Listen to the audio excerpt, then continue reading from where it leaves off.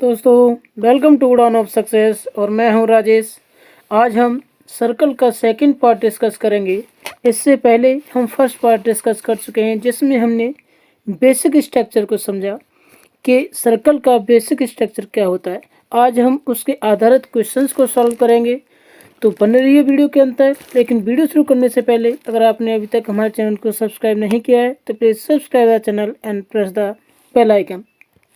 आज हम इसमें सभी बेसिक्स के क्वेश्चंस को देखेंगे कि सारे कंसेप्ट के आधार पे किस तरह से क्वेश्चंस को सॉल्व करें, और इजी वे में बताऊंगा कि कैसे इन्हें इजीली सॉल्व किया जा सकता है।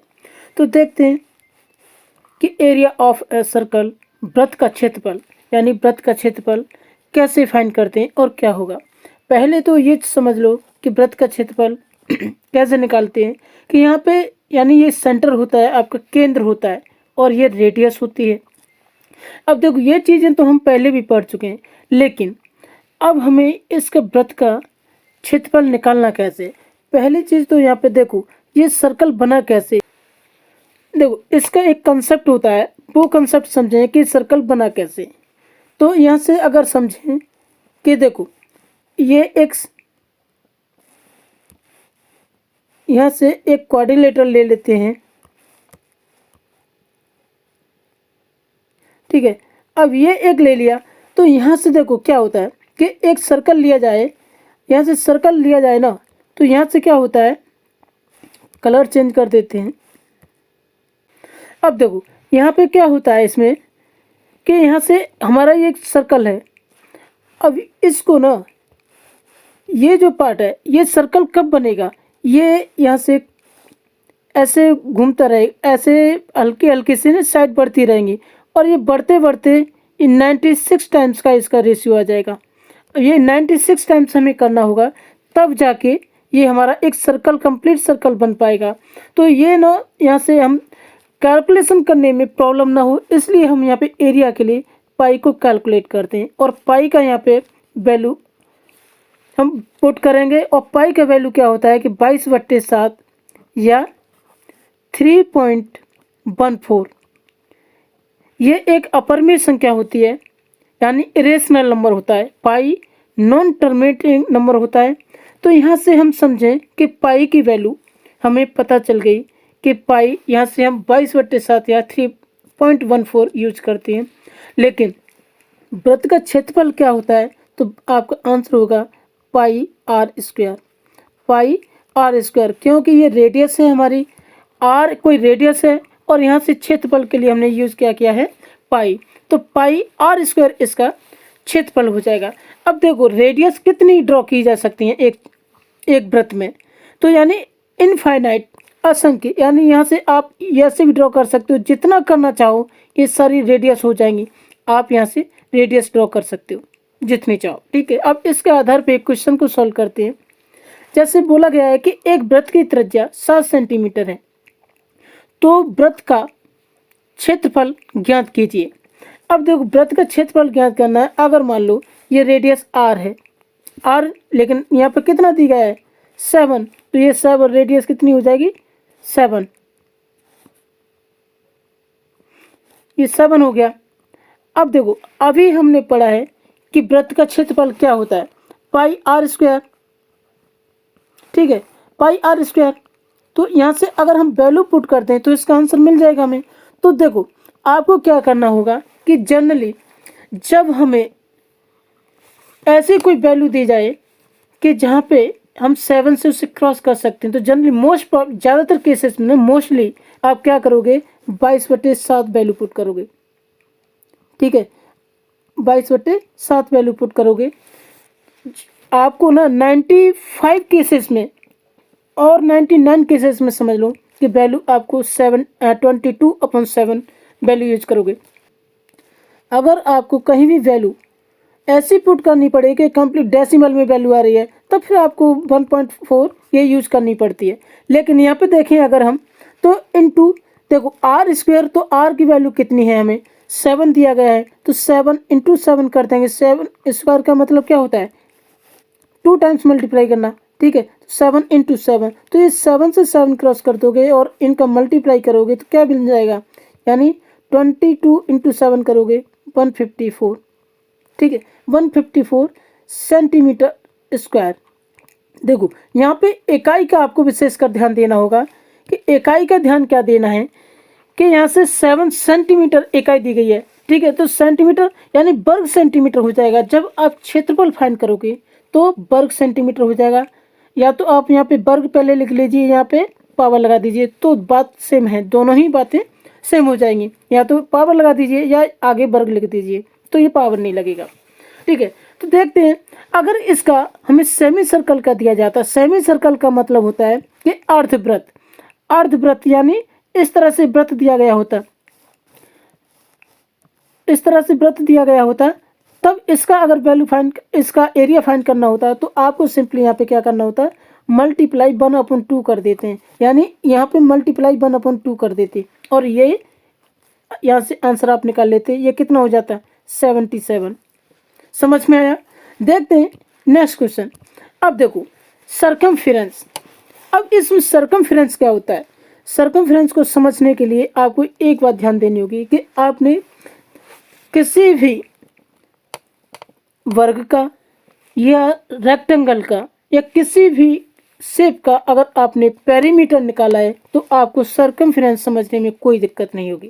देखो सरकमफेरेंस क्या होता है, जो आउटर बाउंड्री होती है, इस वृत्त की जो आउटर बाउंड्री होती है, इसी को हम सरकमफेरेंस कहते हैं, जिसे हिंदी में परिधि बोला जाता है। अब देखो यहाँ से एक कंसेप्ट समझना होगा कि आप इसे कैसे फाइंड कर सकते हो, इजीली कैसे याद रख सकते हो। कि देखो यहाँ से अगर हम देखें तो ये आर है यानी त्रिज्या, अगर एक आर और ड्रॉ करते हैं यहाँ से तो ये कितना हो जाएगा 2r हो गया, ठीक है। और इसी को क्या बोलते हैं, ये हो जाता है डायामीटर। ये क्या हो जाता है डायामीटर, ठीक है, ये डायामीटर हो जाता है। डायामीटर का मतलब होता है व्यास, व्यास हो गया। अब देखो अगर हम बात करें एंगल के फॉर्म में तो ये स्ट्रेट एंगल बन जाता है। ये क्या बन जाएगा स्ट्रेट एंगल, यानी जिसे सरल कोण बोलते हैं, रिज कोण बोलते हैं, या फिर 180 डिग्री कोण। ये कितनी वैल्यू होती है इसकी 180 डिग्री, ठीक है। इसकी वैल्यू कितनी होती है पाई होती है। 180 को हम कितना लिख सकते हैं एंगल के फॉर्म में 180 डिग्री पाई, ठीक है। अब देखो सरकमफेरेंस की अगर हम बात करें तो ये हमारी पाई हो जाएगा, पाई हो जाएगा। और इसके बाद जो रेडियस है इसके पाई के परते घुमा रहे हैं, यानी यहाँ तक 180 डिग्री पे घुमाया, तो ये कितना हो जाएगा पाई आर। कितना हो गया पाई आर हो गया। अगर हमने ये कितना सेमी सर्कल यानी हाफ सर्कल पे घुमाया तो कितना पाई आर, और यहाँ से फिर से इधर घुमा दिया तो ये कितना हो जाएगा प्लस पाई आर, ठीक है। तो इक्वल टू ये कितना हो जाएगा 2 पाई आर, 2 पाई आर। और ये क्या हो जाएगा सरकमफेरेंस हो जाएगा हमारा, ठीक है, सरकमफेरेंस हो गया। अब लेकिन एक बात और ध्यान देनी होगी आपको, वो क्या है कि जो हमने देखा कि आर और आर ये कितना हो गया 2r, यानी क्या हो जाता है ये डायामीटर, यानी d इक्वल टू कितना हो जाएगा यहाँ से 2r, d equal to 2r हो गया। अगर हमें कभी बोल दिया जाए कि सेमी सर्कल का पेरीमीटर बताओ या परिधि बताओ, ठीक है, तो आप क्या करोगे। अब आपको यहाँ पे एक बात ध्यान देनी होगी कि जब इस तरह का क्वेश्चन आपको मिले तो आपको क्या करना है कि आपको यानी शेप किस तरह की दिखेगी, शेप आपको इस तरह की कुछ दिखेगी, ठीक है। अब इसमें आपको क्या करना है, ये कितना देखा हमने अभी पाई आर, यानी सेमी सर्कल का कर्व्ड बाउंड्री थी, इसको कितना देगा पाई आर। लेकिन ये कितना है, ये है डी, डी का मतलब होता है 2r, यानी रेडियस, 2 रेडियस हो जाएंगी, तो 2 रेडियस बराबर कितने होते हैं एक डायामीटर के, ठीक है। तो यहाँ से अगर हम इसका निकालेंगे सेमी सर्कल का तो ये कितना हो जाएगा पाई आर प्लस डी, ठीक है, पाई आर प्लस डी। और ये किसका हो गया सरकमफेरेंस ऑफ सेमी सर्कल, ठीक है। और यहाँ से ये किसका हो गया सरकमफेरेंस ऑफ आ सर्कल, यानी एक वृत्त का परिधि, एक वृत्त की परिधि यहाँ से निकालेंगे और अर्धवृत्त की परिधि यहाँ से निकालेंगे। ठीक है, देखते हैं इसके आधार पर क्वेश्चन। देखो 14 सेंटीमीटर त्रिज्या वाले वृत्त की परिधि ज्ञात करो। अब देखो यहाँ से आपको क्या मिल गया, r इक्वल टू मिल गया 14 सेंटीमीटर और इसकी परिधि निकालनी है आपको। तो परिधि के लिए अभी हमने जस्ट पढ़ा है कि फॉर्मूला क्या यूज़ किया हमने, 2πr। ठीक है, परिधि क्या बनी थी हमारी, 2πr।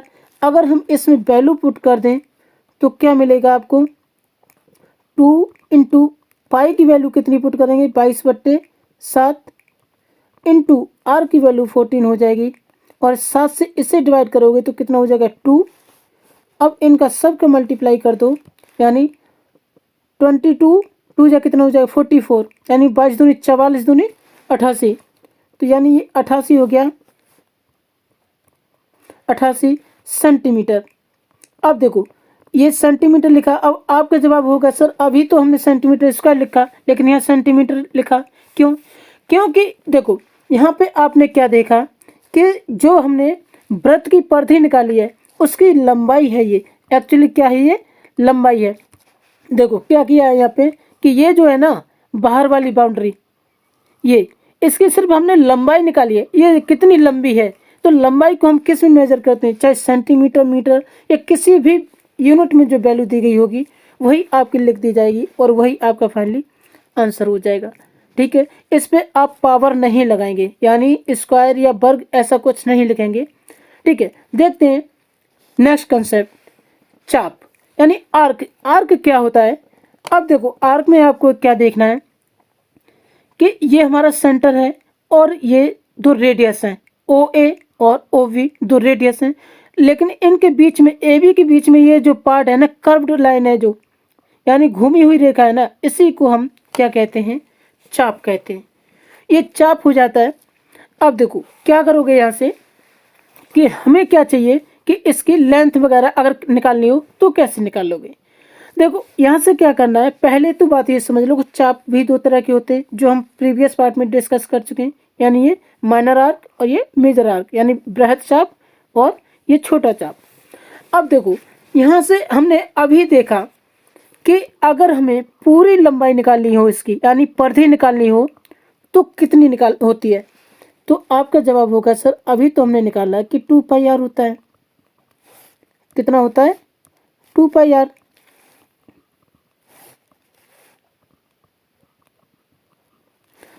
होता है, लेकिन क्या कि अगर मान लो एंगल यहाँ पर, ये एंगल जो है, ये कोण जो है ये थीटा हो, ठीक है,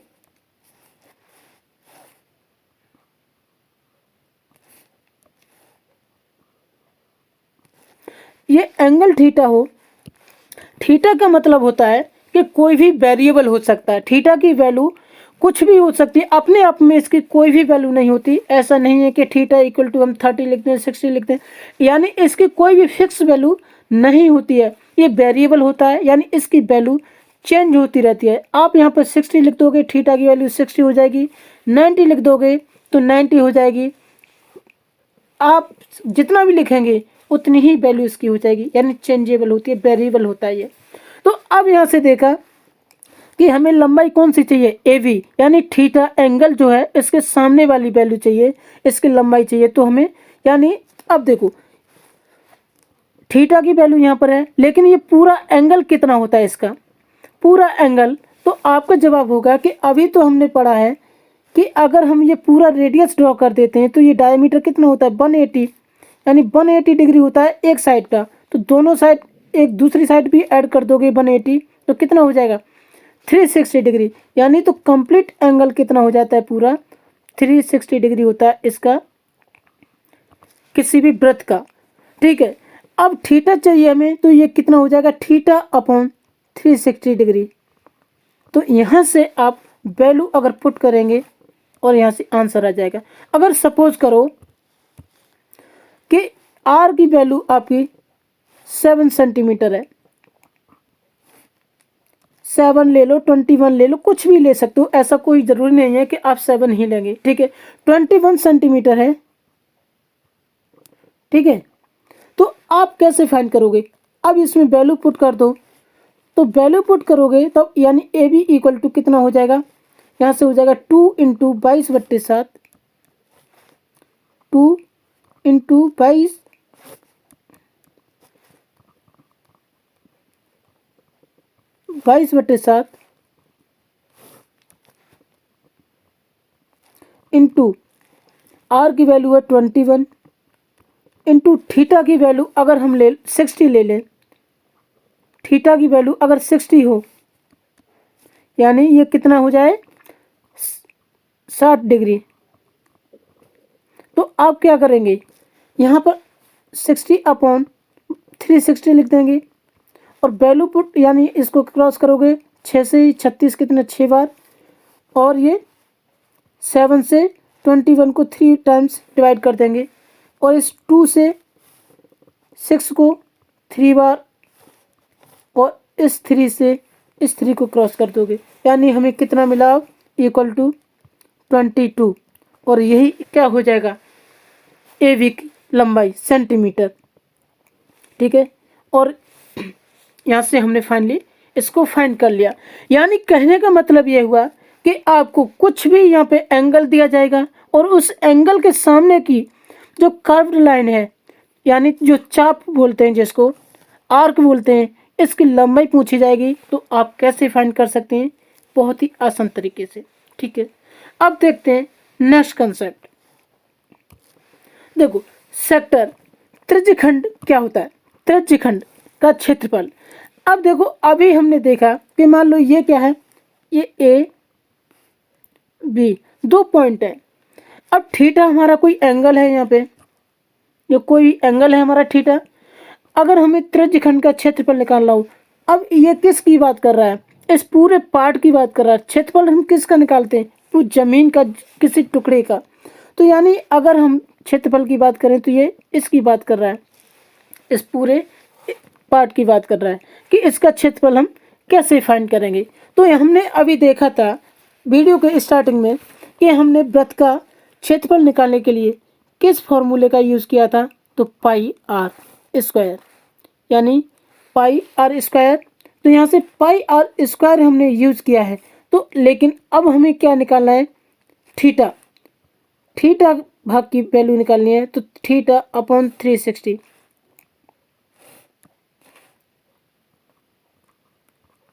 ठीक है, थीटा अपॉन 360 डिग्री। और यहाँ से अगर आप वैल्यू पुट कर दोगे तो आप इस सेक्टर की वैल्यू फाइंड कर लोगे, यानी किसकी, ओ ए बी, इसकी अगर वैल्यू फाइंड करनी हो तो इजीली सॉल्व कर लोगे। देखते हैं इसके आधार पे एक क्वेश्चन। 14 सेंटीमीटर व्यास वाले वृत्त के त्रिज्यखंड का क्षेत्रफल ज्ञात करो जिसका केंद्रीय कोण 60 डिग्री है। अब देखो यहाँ पर आपको दिया गया है कि एक वृत्त दिया गया है जिसका एक त्रिज्यखंड है और उसका केंद्रीय कोण 60 डिग्री है, लेकिन आपको त्रिज्या कितनी दी गई है, त्रिज्या की बात करें तो 14 सेंटीमीटर व्यास दिया गया। व्यास का मतलब क्या होता है, क्या नहीं, d इक्वल टू 2r होता है और इसकी वैल्यू कितनी दी गई है, 14 सेंटीमीटर। d क्या होता है, व्यास होता है, डायामीटर। अब 2r की वैल्यू कितनी है, 14 सेंटीमीटर। तो r की वैल्यू कितनी हो जाएगी, यहाँ से 2 से डिवाइड कर दोगे 7 सेंटीमीटर। यहाँ से r की वैल्यू आप निकाल लेंगे। अब निकाला जाए क्या कि इसका क्षेत्रफल, इस पार्ट का क्षेत्रफल चाहिए। तो हमने क्या अभी देखा था कि पाई आर स्क्वायर, थीटा, थीटा की वैल्यू कितनी दी गई है आपको, 60 अपॉन 360। ये कंप्लीट एंगल जो होता है ना, पूरा एंगल, वो 360 डिग्री का होता है, वो ही आपको पुट करना होगा हमेशा। तो अगर हम इसकी वैल्यू पुट करें तो आपको क्या मिलेगा, 22/7 इंटू आर की वैल्यू क्या है, तो आर की वैल्यू आपका जवाब होगा 7 इंटू 7 क्योंकि स्क्वायर है, और इंटू 60। अगर यहाँ से डिवाइड कर दो तो ये कितना हो जाएगा, 6 से ये 6 बार, तो यानी 1/6 ये कर दोगे। अब अगर हम इसको डिवाइड करें तो क्या हो जाएगा, सॉल्व करने पे 7 से 7 क्रॉस हो जाएगा, और 2 से अगर 22 को डिवाइड करें तो 11, और 6 को करें तो 3, तो कितना मिल गया हमें, ये मिलेगा 11,777 अपॉन 3। आप वैल्यू इतनी भी छोड़ सकते हो, सेंटीमीटर स्क्वायर। ये इसका आंसर हो जाएगा। होपफुली सेशन आपको पसंद आया होगा, तो प्लीज़ वीडियो को लाइक कीजिए, चैनल को सब्सक्राइब कीजिए और कमेंट करके बताइए कि सेशन कैसा लगा। फिर हाजिर होते हैं किसी नेक्स्ट वीडियो में, तब तक स्वस्थ रहिए, मस्त रहिए।